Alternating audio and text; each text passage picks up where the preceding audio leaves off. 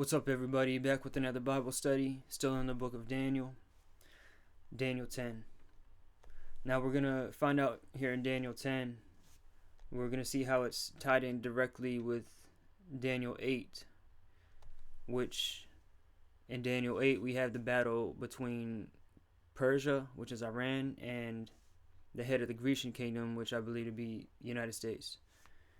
And we'll get to all that here in a minute.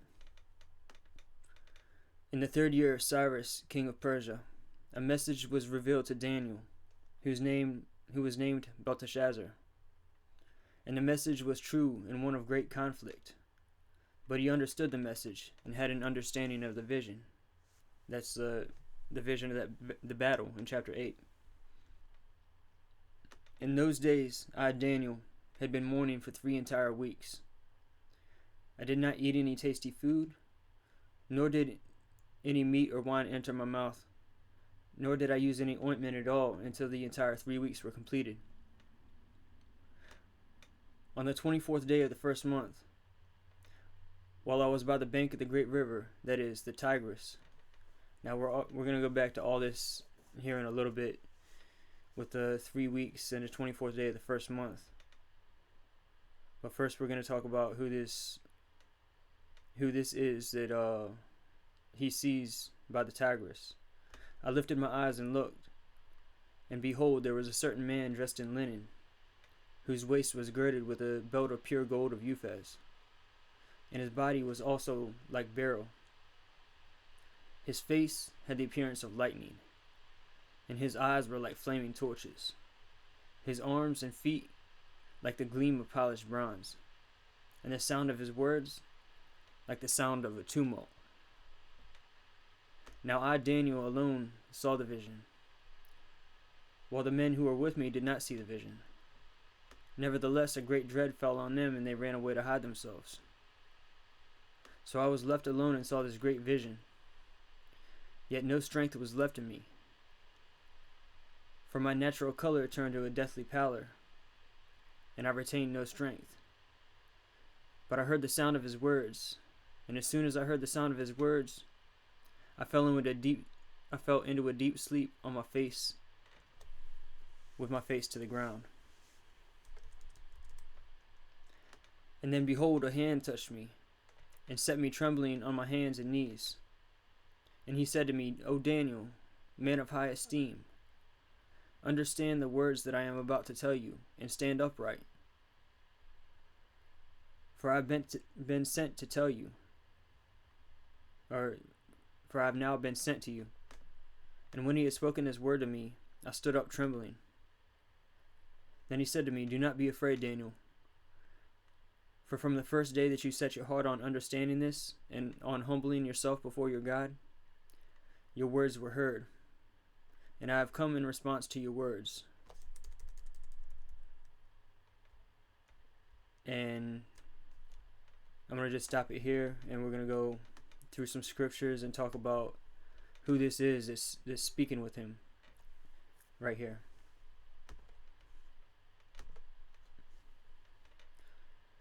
It's the same angel that we see in chapter 8. If we go back to chapter 8, this is what we see. When I, Daniel, had seen the vision, I sought to understand it, and behold, standing before me was one who looked like a man. And I heard the voice of a man between the banks of the Ulai.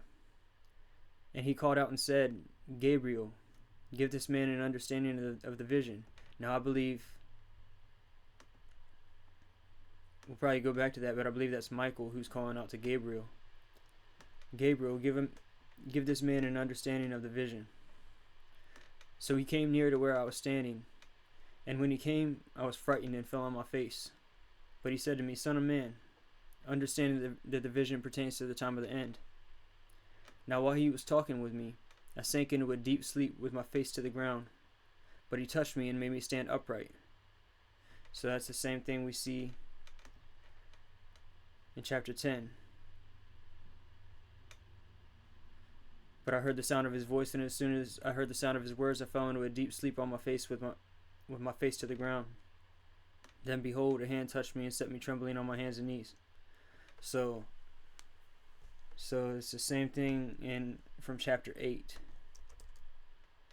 and tying in the two chapters. And we're going to see toward the end of chapter 10, it speaks again about this battle between the ram and the goat. And we'll get more into that in a second, but let's go through some more scriptures concerning this angel.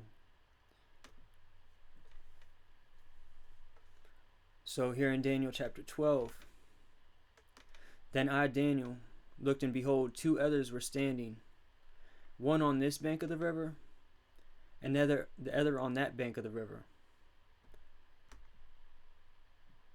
So one of these two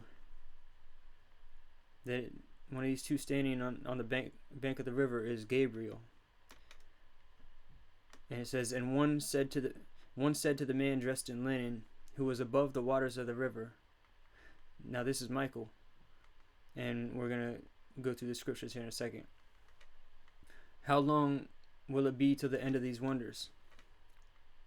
I heard the man dressed in linen, who was above the waters of the river, and he raised his right hand and his left toward heaven, and he swore by him who lives forever and ever, that it would be for a time, times, and half a time. So that's the same thing that we see here in Revelation chapter 10. I saw another strong angel coming down out of heaven, clothed with a cloud, and the rainbow was upon his head. And we know that the Lord descends with the voice of the archangel. And Michael is the only angel mentioned as an archangel. And the rainbow upon his head is the throne coming down. So this is when Jesus comes on the clouds. I saw another strong angel coming down out of heaven, clothed with a cloud, and a rainbow was upon his head. And his face was like the sun, and his feet like pillars of fire. And he had in his hand a little book which was open. He placed his right foot on the sea and his left on the land. And he cried out with a loud voice, as when a lion roars. And when he had cried out, the 7 peals of thunder uttered their voices. And we see that in Daniel chapter 12 as well. When the 7 peals of thunder had spoken, I was about to write. And I heard a voice from heaven saying, seal up the things which the 7 peals of thunder had spoken, and do not write them. And then the angel whom I saw standing on the sea and on the land lifted up his right hand to heaven, and swore by him who lives forever and ever, who created heaven and the things in it, and the earth and the things in it, and the sea and the things in it, that there will be delay no longer. So we see this angel, which is Michael, lifts his hand to heaven and swears by God that in chapter 10 that there will be delay no longer. And we see in Daniel chapter 12, he raised his right hand and his left toward heaven and swore by him who lives forever and ever that there will be time, times, and half a time.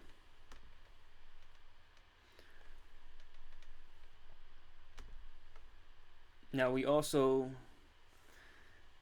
see Gabriel here. I believe this is Gabriel here in Ezekiel and also in more of Revelation. Then he cried out in my hearing with a loud voice, saying, draw near, O executioners of the city, each with his destroying weapon in his hand. Behold, 6 men came from the direction of the upper gate which faces north. Now these 6 men are 6 of the 7 angels with the trumpets. And the destroying weapon in their hands is the trumpets. And there's only 6 of them because the 7th trumpet and also the 7th bowl. The 7th bowl is it is finished, and the 7th trumpet is something similar. Each with his shattering weapon in his hand, and among them was a certain man clothed in linen. There's that linen again, with a writing case at his loins. And they went in and stood beside the bronze altar. Now, this is the same. Well, actually, let me keep going here in Ezekiel 9. Then the glory of the God of Israel went up from the cherub on which it had been to the threshold of the temple. And he called to the man clothed in linen, at whose loins was the writing case. The Lord said to him, Go through the midst of the city, even through the midst of Jerusalem, and put a mark on the foreheads of the men who sigh and groan over the abominations which are committed in its midst. So he's the one. That's the same thing that we see here in Revelation chapter 7. And I saw another angel ascending from the rising of the sun, having the seal of the living God. That's Gabriel, who has the seal of God. And we also see that we know from Luke 1. Let me read this section of Luke 1. Now it happened that while he was performing his priestly service before God, and the appointed order of his division, according to the custom of the priestly office, he was chosen by lot to enter the temple of the Lord and burn incense. And the whole multitude of the people were in prayer outside of the hour of the incense offering. And an angel of the Lord appeared to him, standing to the right of the altar of incense. Zacharias was troubled when he saw the angel, and fear gripped him. But the angel said to him, Do not be afraid, Zacharias, for your petition has been heard. And your wife Elizabeth will bear you a son, and you will give him the name John. And we see down here, the angel answered and said to him, I am Gabriel, who stands in the presence of God.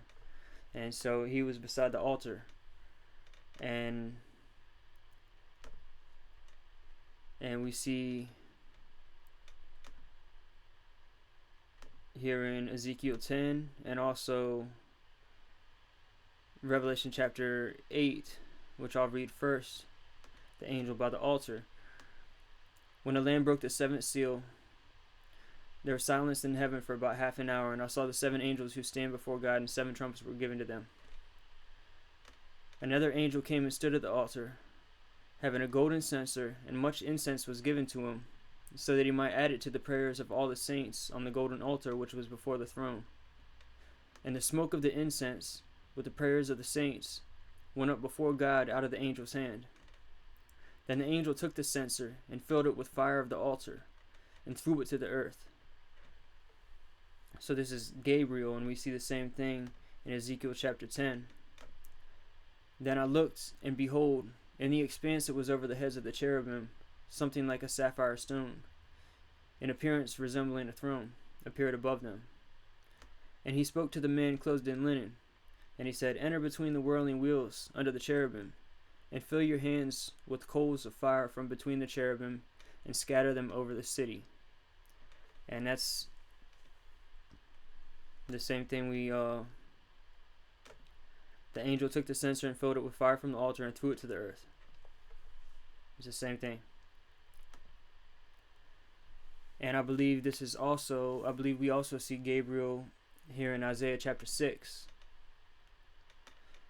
In the year of King Uzziah's death, I saw the Lord sitting on a throne, lofty and exalted, with the train of his robe filling the temple.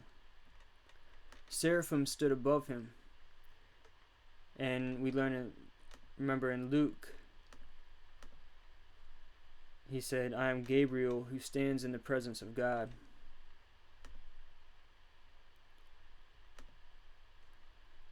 Seraphim stood above him, each having 6 wings. With 2 he covered his face, and with 2 he covered his feet, and with 2 he flew.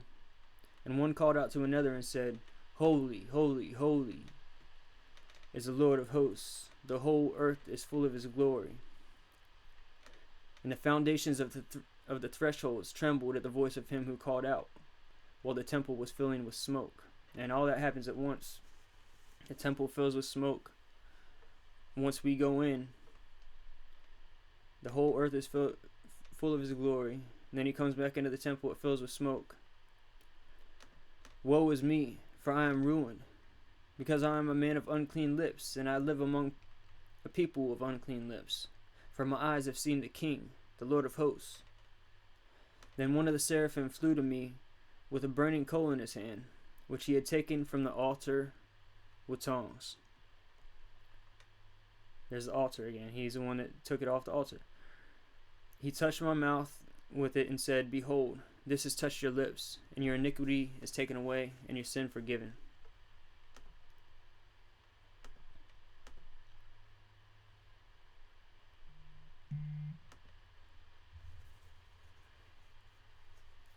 And we also see, well, let me just, let's go back to Daniel 10.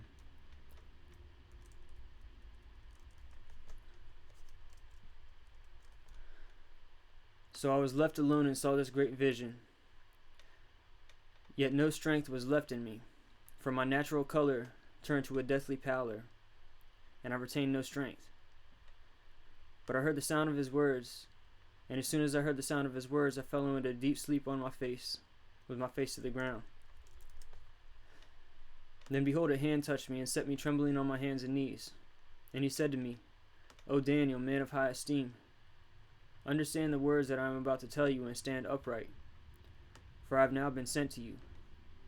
And when he had spoken this word to me, I stood up trembling. Then he said to me, Do not be afraid, Daniel, for from the first day that you set your heart on understanding this and on humbling yourself before your God, your words were heard. And I have come in response to your words. But the prince of the kingdom of Persia was withstanding me for 21 days. Then behold, Michael, one of the chief princes, came to help me, for I had been left there with the kings of Persia. Now I have come to give you an understanding of what will happen to your people in the latter days, for the vision pertains to the days yet future.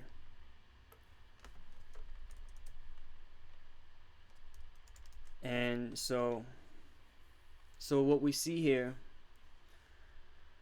we know chapter 10 is connected with chapter 8, which is the war between the battle between the ram and the goat, Iran and US.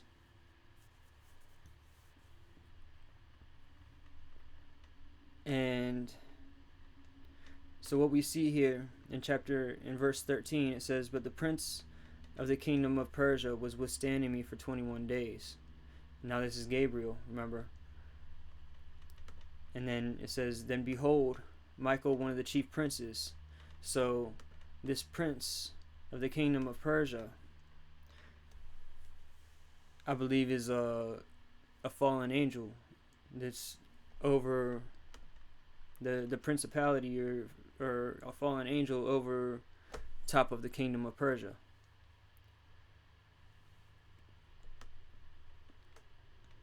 And the same thing with the prince of Greece that we see here in a minute. So it says, The prince of the kingdom of Persia was withstanding me for 21 days. Then behold, Michael, one of the chief princes, came to help me, for I had been left there with the kings of Persia. So at the end of the 21 days, there were 21 days. There was a 21-day battle, and that's when he came after the 21 days. When he had spoken to me according to these words, I turned my face toward the ground and became speechless. And behold, one who resembled a human being was touching my lips. And I opened my mouth and spoke and said to him who was standing before me, O my Lord, as a result of the vision, anguish has come upon me, and I have retained no strength. For how can such a servant of my Lord talk with such as my Lord? As for me, there remains just no strength in me, nor has any breath been left in me. Then this one with human appearance touched me again and strengthened me. He said, "O man of high esteem, do not be afraid. Peace be with you. Take courage and be courageous." Now as soon as he spoke to me, I received strength and said, "May my Lord speak, for you have strengthened me." Then he said, "Do you understand why I came to you? But I shall now return to fight against the prince of Persia." So there was 21 days and then a break when he came and talked to Daniel. And so this is after the 21 days. It said, "Now I shall return to fight with the prince of Persia." And this happened on the 24th day of the first month.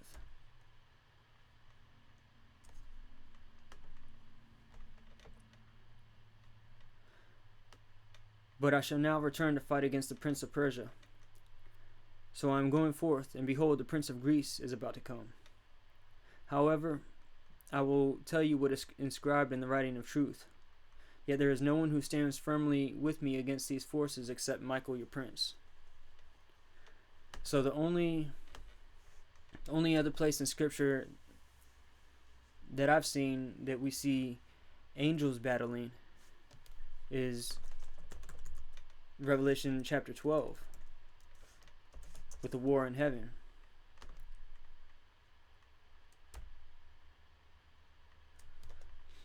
"And there was war in heaven, Michael and his angels waging war with the dragon. And the dragon and his angels waged war, and they were not strong enough. And there was no longer a place found for them in heaven. So, and the great dragon was thrown down, the serpent of old, who is called the devil and Satan, who deceives the whole world. He was thrown down to the earth, and his angels were thrown down with him." So,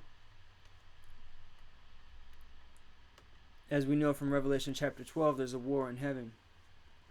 And at the end of the war in heaven, Satan is cast down, and Yeshua comes to get his people. And so we see the connection here with the war in heaven and the battle between Persia and Greece, which is the battle from chapter 8, which, if you haven't seen my Daniel chapter 8 video, check that out, and you'll see what I'm talking about. But so it seems so this is tied with the war in heaven and this battle, which begins the day of the Lord. So, all right, let's go back up to the beginning and look a little bit more at this, and I'll show you what I'm seeing.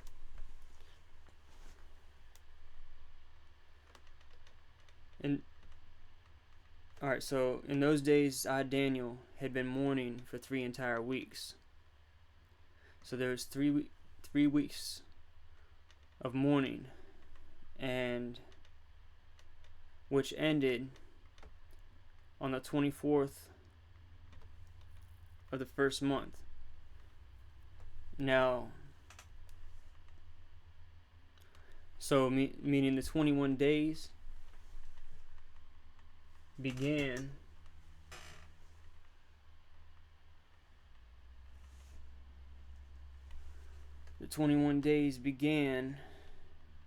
on the 3rd of the first month.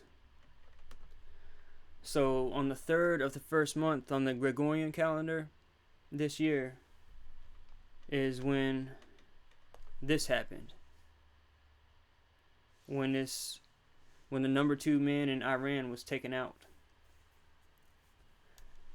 And I don't believe he's one of the 2 horns that we see in Daniel chapter 8. But his assassination paved the way for those 2 horns to be in place for this prophecy to be fulfilled. So on the 3rd of January 2020, this happened. And we know that began a period of 3 days of mourning for Soleimani.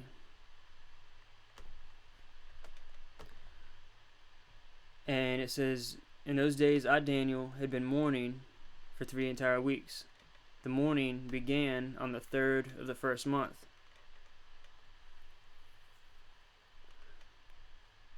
But we know this is tied in with the war in heaven.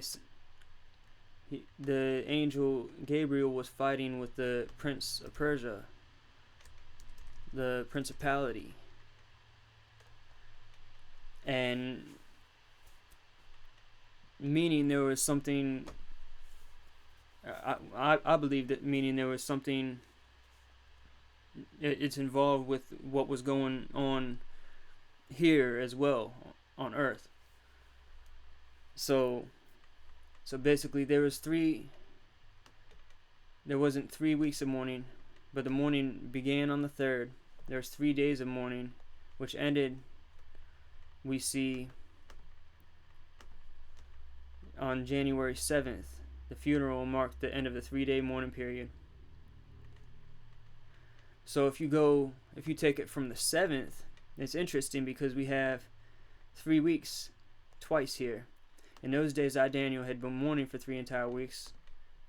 That's when the mourning began, at the beginning of the 3 weeks. And then we see until the 3 weeks were completed. 3 weeks is mentioned again. So if you go from the 7th, which was when they said they were going to retaliate, which makes sense to me, being when Gabriel had to fight against this Prince of Persia because they were about to retaliate here on Earth. But they said they were going to retaliate on the 7th. If you go 21 days from the 7th, you land on the day that the peace deal was released, where both the United States and Israel agreed to divide the land of Israel and to divide Jerusalem, giving some of the land over to Israel's enemies for peace and security because they don't trust God.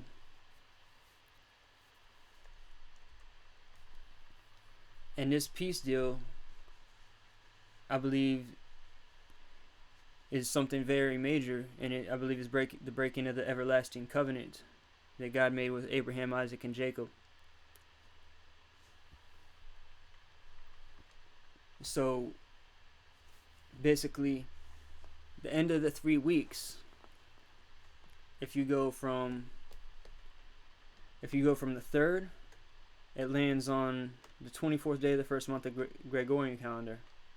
If you go from the day that they said they were going to retaliate at the end of their mourning, because there's mourning, and then there's another 3 weeks listed at the end of the mourning, it goes to the 28th, which is the day the peace deal was released. Now, like I said, there seems to be the 21 days and then a cut, because there's 21 days, and then he came and spoke to Daniel, and then it said, "But I shall now return to fight against the Prince of Persia." And this occurred. He said, "I shall now go return to fight against the Prince of Persia on the 24th day of the first month. Now, the 24th day of the first month on the Hebrew calendar is Saturday. Saturday, April 18th is the 24th day of the first month on the Hebrew calendar. So I think we need to keep our eyes open. I'm not saying anything's going to happen right here, but it may. There's a lot of connections, and also he was on the bank of the Tigris River when it happened. We see a look at the Tigris right here. And the Tigris River runs straight through Baghdad, which is exactly where this happened.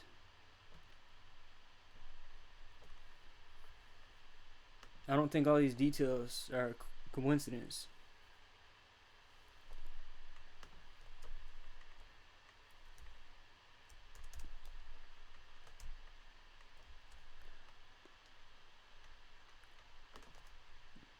So basically, I would just we need to keep our eyes open. It just seems to me that this is saying we're given a lot of dates in the scriptures to keep our eyes on. God gives us reason to believe that the end could come in many different times. Well, on the 24th day of the first month, that's when he saw Gabriel, and Gabriel spoke to him and said, "But now I shall return to fight against the prince of Persia."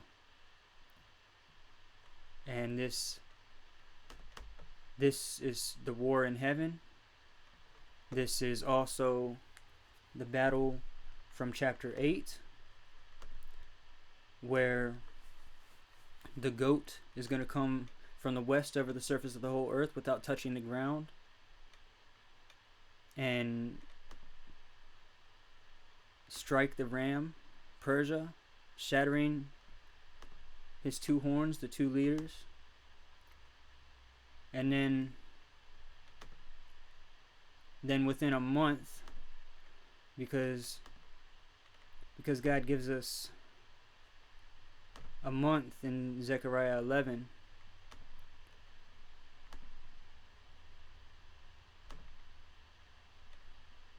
says, "So I pastured the flock doomed to slaughter, hence the afflicted of the flock. And I took for myself 2 staffs, one was called favor and the other union, so I pastured the flock. Then I annihilated the 3 shepherds in 1 month, for my soul was impatient with them, and their soul was also weary of me." And so when the 3 shepherds fall, which is the 3 horns falling that we see falling from the beast, 3 of the first 10 horns fall, and I believe those 3 horns that fall are the kings of Media, the kings of Iran, and the king of the modern head of the Grecian kingdom, US. So within a month, it said within a month the 3 kings are shattered. So within a month, I believe we're going to see, within a month from the time that this begins, meaning the time that the ram is attacked in chapter 8, from the time the 2 horns are shattered, I believe within a month, that's when the end begins.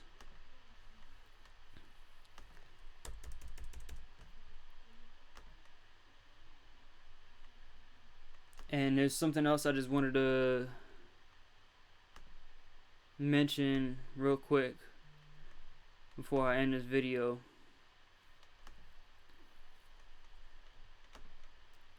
I'll just read this out of Ezekiel 30. In the 11th year, in the first month, on the 7th of the month, the word of the Lord came to me, saying, Son of man, I have broken the arm of Pharaoh, king of Egypt. Now I believe this is also the head of the Grecian kingdom.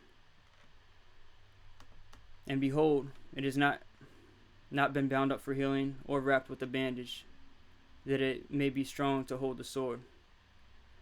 Therefore, thus says the Lord God, Behold, I am against Pharaoh, king of Egypt, and I will break his arms, both the strong and the broken, and I will make the sword fall from his hands, and I will scatter the Egyptians among the nations, and disperse them among the lands. And I will strengthen the arms of the king of Babylon, and put my sword in his hand, so that's the Antichrist, and put my sword in his hand, but I will break the arms of Pharaoh, that's the current king of Babylon, so that he will groan before me with the groanings of a wounded man. Thus I will strengthen the arms of the king of Babylon, but the arms of Pharaoh will fall. Then they will know that I am the Lord when I put my sword into the hand of the king of Babylon, Antichrist, and he stretches it out against the land of Egypt. When I scatter the Egyptians among the nations and disperse them among the lands, they will know I am the Lord. So there's been word, and we also see the same thing here. The horn of Moab, that's the leader of the Grecian kingdom, is also Moab, has been cut off and his arm broken. So we read here, President Donald Trump announced Wednesday that he was signing the Defense Production Act, immediately following a news conference in which he and members of the Coronavirus Task Force announced new economic public health steps into the government's response to COVID-19. So it seems he was hesitant to invoke this Defense Production Act. And if you look into it, the Defense Production Act, when in place, transfers the presidential power over to FEMA. So the FEMA director, it seems, may be the one in charge right now. But I believe this may be, although the president's still in charge, he's still king, he's still that horn. But I believe what we see with this, if this is the case, like it seems that it may be, and the president has lost his power, then I believe that's what we see. I believe that's likely what we see here in Ezekiel. In Ezekiel chapter 30, I just lost my... Yes, in Ezekiel chapter 30. And if you look at it, it says in the 11th year, and there's also other ties to the 11th year, and I got more studying to do before I figure all this out, but the 11th year of Zedekiah being a so this is Netanyahu's 11th year, and I believe he may be represented by Zedekiah in some scriptures.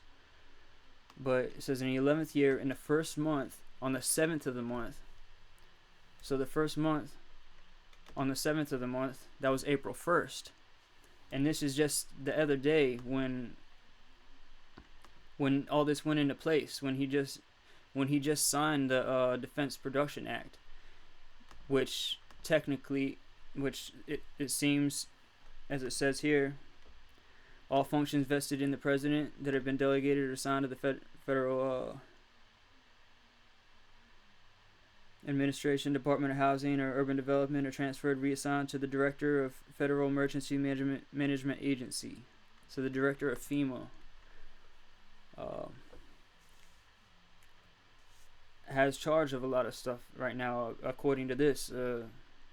But I've been hearing this lately from different people and haven't really known what to think about it, but I think it may be what we see here in Ezekiel 30. Son of man, I have broken the arm of Pharaoh. The first month of the 7th of the month, which is April 1st.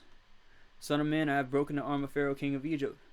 And behold, it has not been bound up for healing and wrapped with a bandage, that it may be strong to hold the sword.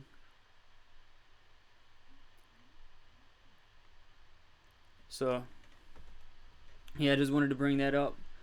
Hopefully, I was able to explain Daniel chapter 10 well and correctly, and show what we are potentially seeing here. I'm not saying thus says the Lord. I'm not saying this is the fulfillment of it, but there's a lot of connections. We gotta keep our eyes open, and we gotta watch. We gotta always watch and seek to understand these things. That's the end of Daniel chapter 10. If you don't have a relationship with Jesus Christ, call out to him today.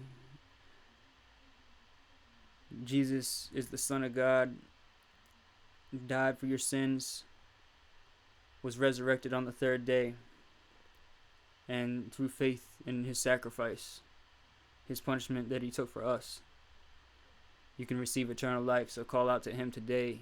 Love you guys. Thanks for tuning in. Shalom.